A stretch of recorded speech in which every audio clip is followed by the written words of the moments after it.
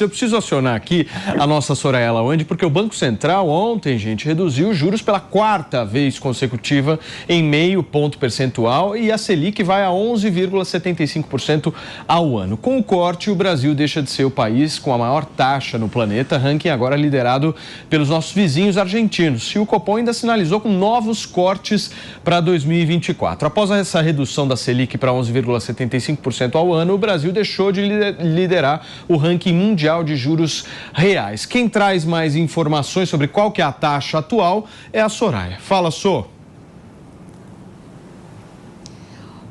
Oi, Paulo, boa tarde para você e a todos que nos acompanham. Um levantamento compilado do Money.u mostra, então, que os juros reais do país agora ficaram em 6,11%, garantindo, portanto, ao Brasil esse segundo lugar no ranking. Em primeiro lugar desse ranking aparece o México, com 6,58%. Em terceiro lugar vem a Colômbia, com 5,07%. Depois, em quarto lugar, o Chile, com 3,81%.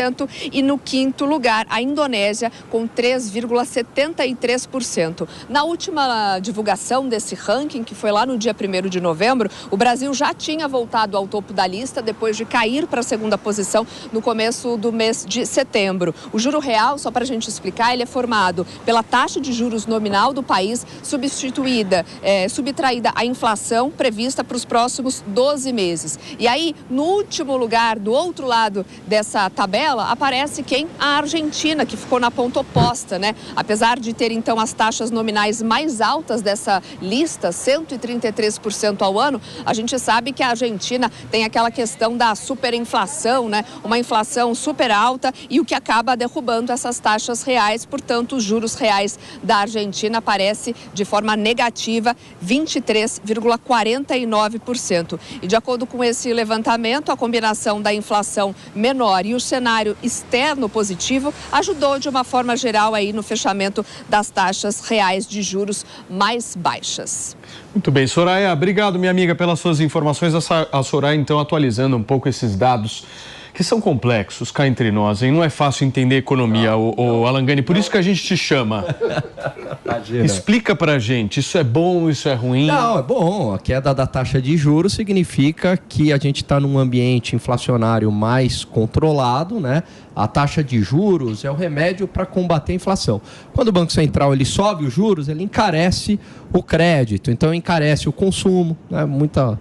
Muitas compras são feitas via financiamento, via empréstimos, encarece o investimento das empresas que também se financiam, então desaquece a economia. E o contrário é verdadeiro. É ótimo ter uma taxa de juros caindo, mas a gente precisa ter uma inflação controlada. Então, quando a taxa de juros cai, significa que o consumo via crédito se torna mais barato, os investimentos das empresas também se tornam mais baratos. Isso aquece a economia.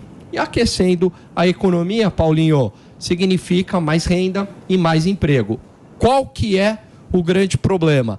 Dava para essa taxa cair ainda mais? Dava, mas o governo federal deveria fazer a sua parte no controle das contas públicas, principalmente reduzindo o gasto. Se ele fizer isso, a gente entraria aí num ciclo virtuoso de queda de taxa de juros, de melhora das expectativas, de crescimento econômico, geração de renda e emprego. E sabe quem ia capitalizar politicamente? O próprio governo. Fala, Pepe, por que você está discordando? Eu discordo do Gani. Assim, o Gani, na essência, eu concordo com ele, mas eu discordo de alguns pontos que ele coloca. Primeiro que no Brasil, né, não tem crise de aumentar a inflação por conta do aumento de demanda, né? No Brasil, por exemplo, as empresas estão endividadas, o maior número de empresas estão em RJ, as famílias estão endividadas, 55% das famílias estão no Serasa SPC.